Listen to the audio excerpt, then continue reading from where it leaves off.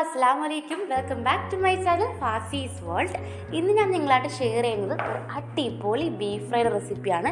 Beef fry എന്ന് പറയുമ്പോൾ ഹോട്ടലിലൊക്കെ കിട്ടുന്ന അതേ ടേസ്റ്റുള്ള ബീഫ് ഫ്രൈ. ഇത് പൊറോട്ടയുടെ കൂടെയോ ചോറിൻ്റെ കൂടെയൊക്കെ ഒരു പിടി പിടിക്കുകയാണെങ്കിൽ ഒരു രക്ഷയിൽ നല്ല അടിപൊളി ടേസ്റ്റാണ്. പിന്നെ എരിവൊക്കെ നിങ്ങൾ പാകത്തിന് നോക്കി കണ്ടൊക്കെ എടുക്കുകയാണെങ്കിൽ കുട്ടികൾക്കും ഇത് ഒരുപാട് ഇഷ്ടമാവും. നമുക്ക് നേരെ വീഡിയോയിലേക്ക് പോയാലോ? അതിനു മുമ്പ് ആദ്യമായിട്ടാണ് നിങ്ങൾ ഈ ചാനൽ കാണുന്നെങ്കിൽ സബ്സ്ക്രൈബ് ചെയ്തിട്ട് ആ ബെൽ ബട്ടൺ കൂടി ഒന്ന് കുത്തിപ്പൊട്ടിച്ചേക്ക്. കഴുകി വൃത്തിയായിട്ടുള്ള 3/4 കിലോഗ്രാം ബീഫാണ് ഞാൻ എടുത്തിട്ടുള്ളത്. ഇത് എല്ലോട് കൂടിയ ബീഫാണ്. പിന്നെ ഒരു 1/2 ടീസ്പൂൺ മഞ്ഞൾപ്പൊടി, 1 ടീസ്പൂൺ കുരുമുളക് പൊടി, ഒരു 1/2 ടീസ്പൂൺ മുളക് പൊടി, ചെറിയ കഷ്ണം ഇഞ്ചിയും ഒരു 5-6 അല്ലി വെളുത്തുള്ളിയും ചതച്ചത്, 1 ടീസ്പൂൺ ഗരം മസാല, ഒരു 1/2 ടീസ്പൂൺ മല്ലിപ്പൊടി. ഇനി ഈ വൃത്തിയാക്കിയിട്ടുള്ള ബീഫ് ഒരു കുക്കറിലേക്ക് ഇട്ട് അതിലേക്ക് ആദ്യം നമുക്ക് ആ ഇഞ്ചി വെളുത്തുള്ളിയുടെ പേസ്റ്റ് ചേർത്ത് കൊടുക്കാം. ശേഷം അതിലേക്ക് നമ്മൾ എടുത്തു വെച്ചിട്ടുള്ള ആ മസാലകളെല്ലാം കൂടി നമുക്ക് ഈ ബീഫിലേക്ക് ചേർത്ത് കൊടുക്കണം. ആവശ്യാനുസരണം ഉപ്പും കൂടി ചേർത്ത് നമുക്കിത് കൈ ഉപയോഗിച്ച് നന്നായിട്ട് മിക്സ് ചെയ്യാം. കൈ ഉപയോഗിച്ച് മിക്സ് ചെയ്യുമ്പോൾ ഒരു ഗുണം എന്ന് വെച്ചാൽ ഈ മസാലയ്ക്ക് എല്ലാ സ്ഥലത്തേക്കും എത്തിക്കോളും. പിന്നെ ഇതിലേക്ക് നമ്മൾ ചേർക്കേണ്ടത് എന്താണെന്ന് വെച്ചാൽ 1 ടീസ്പൂൺ അളവിൽ ഞാൻ വിനാഗിരിയും കൂടി ഇതിലേക്ക് ചേർത്ത് കൊടുക്കുന്നുണ്ട്. ശേഷം എല്ലാം നന്നായിട്ട് മിക്സ് ചെയ്യുക. പിന്നെ ഒരു തണ്ട് കറിവേപ്പിലയും കൂടി ഞെരടി ഇതിൽ ഞാൻ ചേർക്കുന്നുണ്ട്. ഇതെല്ലാം കൂടി മിക്സ് ചെയ്ത് ഒരു 1/4 കപ്പ് അളവിൽ വെള്ളം കൂടി ഞാൻ ചേർക്കുന്നുണ്ട്. വെള്ളമൊന്നും ചേർക്കേണ്ട ആവശ്യമില്ല, എന്നാലും ചേർത്തേക്കാം. ഒരു 6 വിസിലടിച്ചപ്പോഴേക്കും എൻ്റെ ബീഫ് വെന്തു.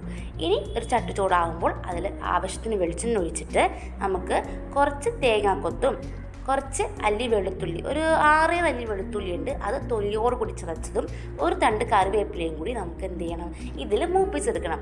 ഇതെന്തിനാ ഇങ്ങനെ ചെയ്തതെന്ന് വെച്ചാൽ നമുക്ക് ആ ഹോട്ടൽ സ്റ്റൈൽ ടേസ്റ്റ് കിട്ടാൻ വേണ്ടിയാണ് ഇങ്ങനെ ചെയ്യുന്നത്.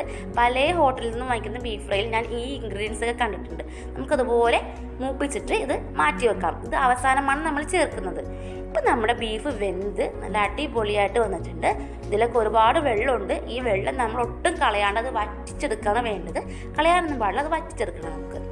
ഇനി മസാല പ്രിപ്പയർ ചെയ്യാനായിട്ട് ഒരു 2 മീഡിയം സൈസുള്ള സവോള അരിഞ്ഞത്, പിന്നെ ഒരു തണ്ട് കറിവേപ്പില, ഒരു ചെറിയ കഷ്ണം ഇഞ്ചി ചെറുതായി അരിഞ്ഞത്, പിന്നെ ഒരു 5-6 അല്ലി വെളുത്തുള്ളി ചെറുതായിട്ട് അരിഞ്ഞത്, കുറച്ച് മല്ലിയില, പിന്നെ 2 പച്ചമുളക് കീറിയത്. ഇതെല്ലാം കൂടി നമുക്ക് നന്നായിട്ട് വഴറ്റിയെടുക്കണം. ഇപ്പോൾ ഞാൻ എടുത്തിരിക്കുന്ന ബീഫിനനുസരിച്ചാണ് ഞാൻ ഈ സവോളയൊക്കെ എടുത്തിട്ടുള്ളത്. നിങ്ങൾ എടുക്കുന്ന ബീഫ് അനുസരിച്ച് സവോളയും മറ്റ് ഇൻഗ്രീഡിയൻസും നിങ്ങൾക്ക് മാറ്റി കൊടുക്കണം കേട്ടോ. ചട്ടി ചൂടാകുമ്പോൾ എണ്ണ ഒഴിച്ചിട്ട് അതിലേക്ക് ആദ്യം നമുക്ക് ഇഞ്ചി ചേർത്ത് കൊടുക്കാം. ശേഷം വെളുത്തുള്ളി ചേർത്ത് കൊടുക്കാം. ഇത് നമുക്ക് നന്നായിട്ട് വഴറ്റിയെടുക്കാം. പച്ചമുളക് ചേർത്ത് കൊടുക്കാം.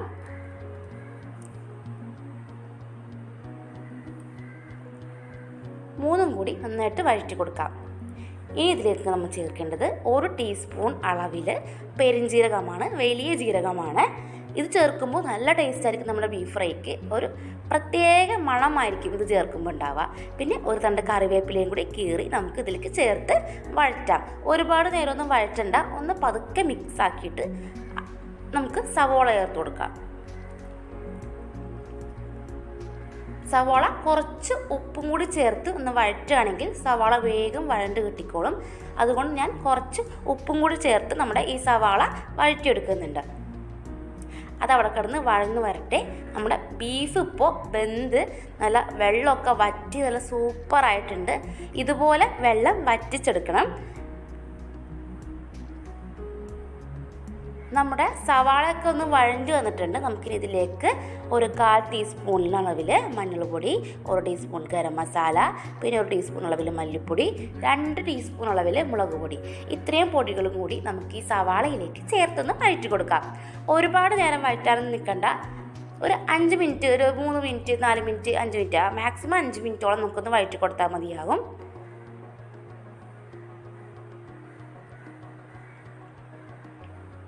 ഇനി ഇതിലേക്ക് നമ്മൾ ആദ്യം എടുത്ത് വെച്ചിട്ടുള്ള ആ മല്ലിയില കൂടി ചേർത്ത് കൊടുക്കാം. ഇനി എല്ലാം കൂടി ചേർത്ത് നല്ല അടിപൊളിയായിട്ട് നമുക്കൊന്ന് വഴറ്റി കൊടുക്കാം.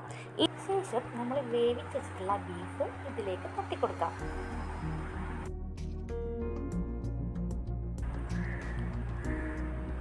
എന്നിട്ട് നല്ലപോലെ ഇത് മിക്സ് ചെയ്തെടുക്കണം. ആ മസാല ബീഫിലേക്ക് നന്നായിട്ട് എല്ലാ ഭാഗത്തും എത്തണ പോലെ മിക്സ് ചെയ്യണം. ഞാനിവിടെ ആദ്യം നമ്മൾ തേങ്ങ മൂപ്പിച്ച ആ വെളിച്ചെണ്ണയും പിന്നെ 1 ടീസ്പൂൺ അളവിൽ കുരുമുളക് പൊടിയും കൂടി ചേർക്കുന്നുണ്ട്. നിങ്ങളുടെ എരിവിനനുസരിച്ച് ഈ കുരുമുളക് പൊടിയുടെ അളവ് കൂട്ടുകയും കുറയ്ക്കുകയൊക്കെ ചെയ്യാം കേട്ടോ. പിന്നെ ആദ്യം നമ്മൾ മൂപ്പിച്ച് വെച്ചിട്ടുള്ള ആ വെളുത്തുള്ളിയും ആ തേങ്ങാക്കൊത്തും ആ കറിവേപ്പിലേക്ക് കൂടി നമുക്കിതിലേക്ക് ചേർത്ത് കൊടുക്കാം. ഇതോടുകൂടി നമ്മുടെ ബീഫ് ഫ്രൈ റെഡി ആയിട്ടുണ്ട്.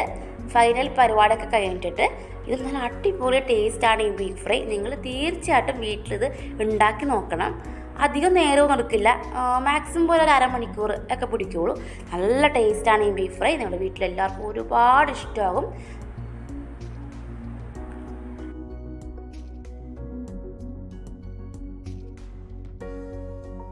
പിന്നെ വീഡിയോ ഇഷ്ടം ലൈക്ക് ചെയ്യുക.